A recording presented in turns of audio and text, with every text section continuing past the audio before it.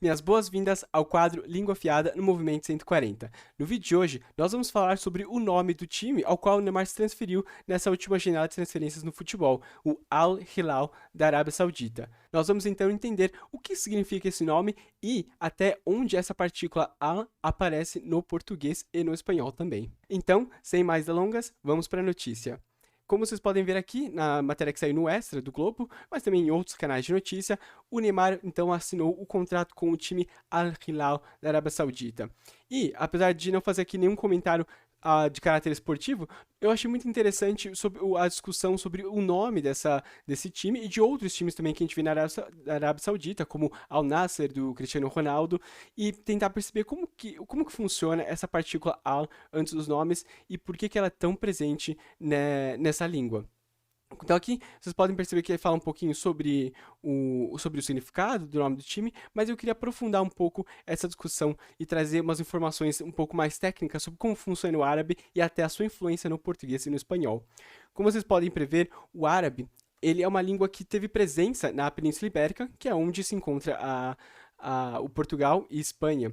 E durante o seu maior período de expansão do islamismo, ali no século VIII, aí, que durou até o século XV, esse reinado chegou assim, a pontos muito longínquos da sua origem lá no Oriente Médio. Então, como vocês podem ver, aqui no ápice do Califado Omíada, a Península Ibérica, e até mesmo o sul da França, foi completamente tomado, ocupado, e a cultura passou a se integrar também a esse grande califado omíada. Depois virou o califado de Córdoba, com a capital aqui na Espanha, e ficou mais centrado ali na Península Ibérica. Mas para vocês terem uma ideia de como isso influenciou a língua, a cultura da Península Ibérica, de Portugal e da Espanha, esse aqui é um mapa um pouco mais com um zoom maior na região ali da Península Ibérica, ou seja, saindo do norte da África e chegando ali no continente europeu. Como vocês podem ver, Portugal seria essa tirinha aqui, mais ou menos no canto aqui esquerdo, uma tirinha que vai mais ou menos aqui, né, do comecinho da pontinha até para baixo, porque aqui hoje em dia é Galícia,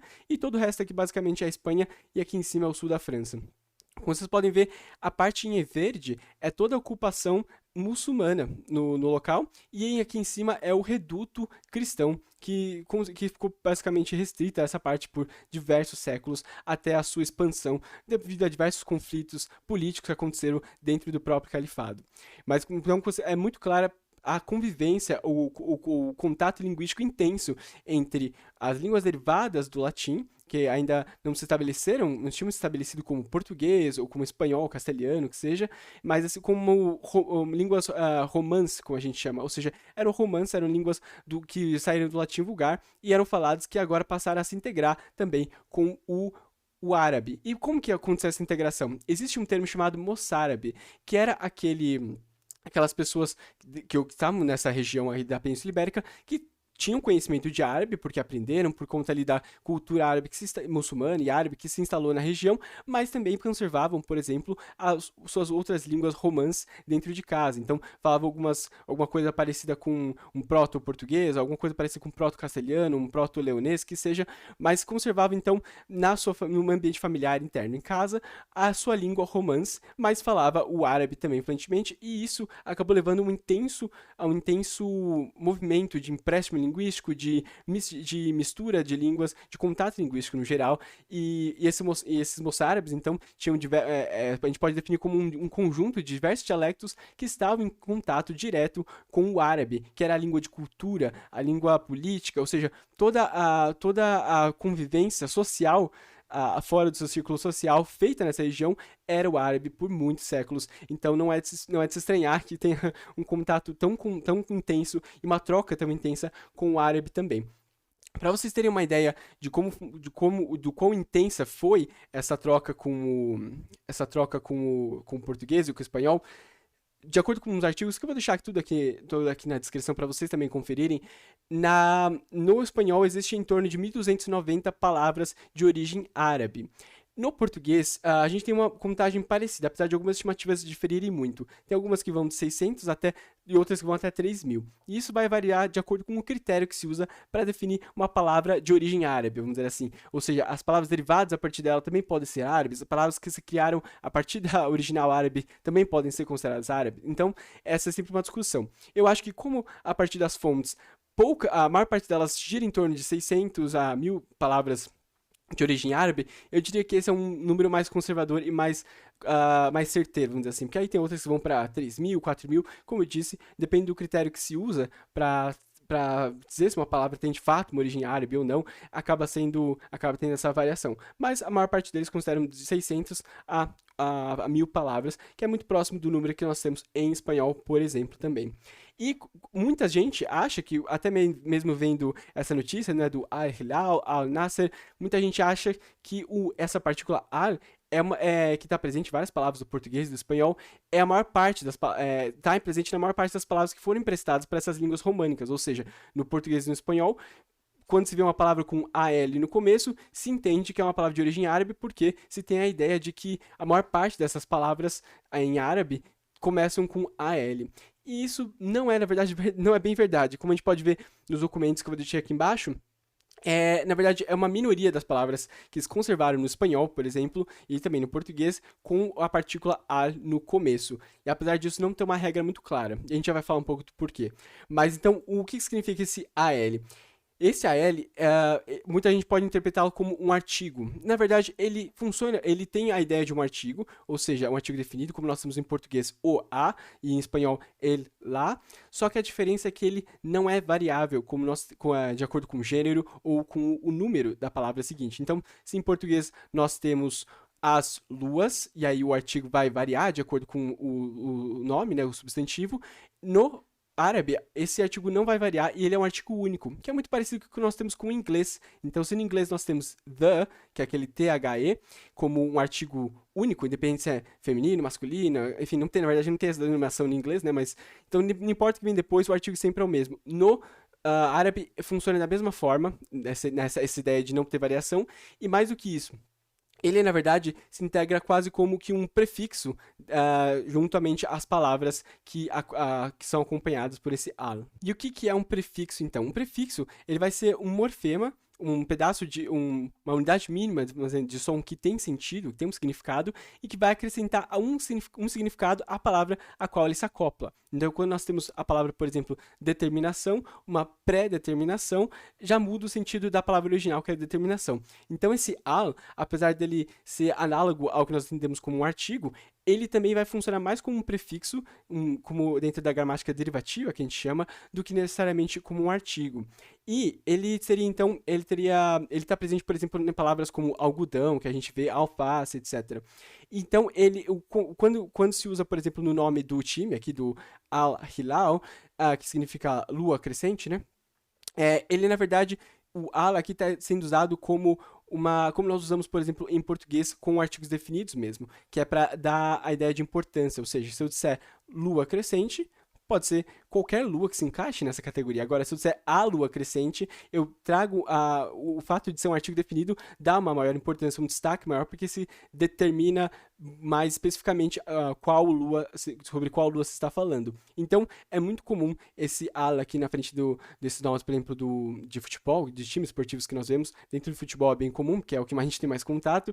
A gente vê que esse al aparece frequentemente, justamente com essa ideia de marcar a importância desse time, né? Como vocês podem ver, então, a palavra azeite não conservou esse AL que nós esperávamos a partir da palavra original em árabe. E isso se dá porque nós temos em árabe uma característica muito peculiar, que são as consoantes solares e lunares. E não tem nada a ver com astrologia, pelo menos eu não vou abordar nenhum sentido místico que possa ter essa característica da língua árabe, mas eu quero falar justamente sobre o que se impacta, por exemplo, na herança linguística que nós temos no português e no espanhol. Para se entender essa questão de consoantes lunares e solares, a gente tem que entender, ou tem que ver pelo menos, como que se escreve sol e lua em árabe. Então, sol, com o artigo, né, com esse prefixo que a gente está colocando na frente das palavras al, para dar essa determinação, ou seja, o sol, você percebe que ele se escreve dessa forma aqui. Só que a sua pronúncia, por ter uma consoante chamada solar, ela vai se pronunciar assimilando o som do L, ou seja, a gente vai perder o som do L e vai se pronunciar como se não tivesse nenhum L ali. E, ao contrário disso, as consoantes lunares são aquelas que não vai haver a assimilação do som AL. Então, a lua vai se preservar, então, o som do L entre essa partícula, esse prefixo al e a palavra lua. E aí que tem uma listinha de letras, são as letras de sol e as letras de lua, que vocês podem depois dar uma olhadinha, mas isso explica, por exemplo, por que que azeite, apesar de, na escrita, ou originalmente, por ter esse prefixo, tem o L, mas pela sua oralidade, porque na sua oralidade não se pronuncia, né, por ser uma consoante solar, isso veio como herança para o português e para o espanhol sem o L. E como eu disse, nós temos que pensar que esse processo se deu de forma oral, muito mais de forma oral do que de forma escrita. Então, a comparação ou a assimilação se dá muito mais pelo que se ouvia e pelo que se entendia do que como se escrevia, se tinha ali a presença formal do AL, do AL ou não, não é? Então, por exemplo, para vocês terem uma ideia de como esse fenômeno se materializou de forma diferente, tanto no português como no espanhol, a gente pode dar uma olhadinha no nome dessa planta aqui, que é um conjunto de palavras, ou seja, nome de plantas, de materiais, são conjuntos de palavras que normalmente acabam preservando esse AL e não tiveram essa perda. Mas nem sempre isso é uma regra seguida, como nós dissemos. O processo varia, já que ele se dá de forma oral e intuitiva pelos seus falantes. Por exemplo, no árabe original, o nome dessa planta era dessa forma aqui, com o nosso artigo, e isso foi assimilado de forma direta pelo espanhol como alhenha, ou seja, preservando aqui o prefixo al. Já no português, a mesma palavra, olha só como ela foi apropriada, sem esse artigo definido, sem esse prefixo inicial. Ou seja, já identificando ali só o substantivo sem esse termo, prefixal do lado. E olha só, como eu disse, o processo oral se dá de forma não regrada do jeito que a gente espera. Ou seja, se fosse de um ensino formal escrito, a gente falaria, não, se na palavra original tem ali uma consoante lunar, então vamos manter esse prefixo lá na palavra. Mas o processo não se dá dessa forma, já que ele se dá por meio da oralidade. E como no árabe essa fronteira entre o artigo definido e a palavra acaba ficando um pouco difícil de perceber na oralidade, por conta do impacto na silabação, por exemplo, na pronúncia da sílaba e até mesmo na pronúncia da consoante L de al, alguma coisa, como nós vimos nas consoantes solares, isso faz com que muitas dessas consoantes ou muitas dessas palavras sejam assimiladas como se o substantivo fosse o substantivo mais esse prefixo al mesmo, como a gente vê, por exemplo, em algodão, alface e essas palavras que tiveram a sua assimilação diferente, por exemplo, de azeite e outras palavras. E agora a gente pode dar uma olhada aqui num outro fenômeno do árabe que explica também o porquê que nós temos tão poucas palavras que começam com a L que têm origem árabe. Isso se dá pela tendência da forma como se estrutura a frase no árabe. Ou seja, se espera que, como nós temos em português, a sequência, tendência de sequência, sujeito, verbo, objeto, se espera que no sujeito tenha ali um substantivo com um artigo, né? A lua, o sol, e isso provavelmente em árabe teria um al no começo, então muitas dessas palavras sairiam como al alguma coisa para o português ou para o espanhol. Só que no árabe, a tendência de sequência ou de organização da frase não se dá dessa forma, sujeito, verbo e objeto. Se dá, na verdade, com alguns elementos fora de ordem para nós. Se dá como verbo, sujeito e objeto. Isso impacta no quê? Impacta que esse artigo que nós vimos, esse prefixo al, fica no meio da palavra e assimilado como se fosse uma palavra só. Então, ao invés de nós termos esse bi al-hatif, nós temos como uma assimilação, uma perda desse som do A e somente o som do L aqui. E isso vai ser assimilado pelo português e pelo espanhol de uma forma, de como se isso tudo fosse uma coisa só.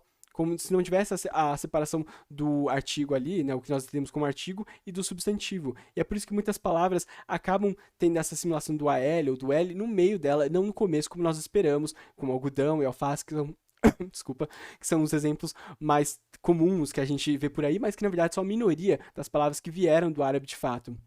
E aqui vocês podem ver, por exemplo, alguns exemplos de palavras que vieram do árabe, algumas conservando essa partícula al no começo, alfaiate, alferes, e outras que não conservaram, como nós vimos com azeite, por exemplo, azeitona, açúcar, acém, e todas as palavras, então, apesar de vir do árabe, elas têm processos de assimilação, processos de empréstimo linguístico diferentes, tanto no espanhol quanto no português, que levam ou não à preservação desse prefixo AL.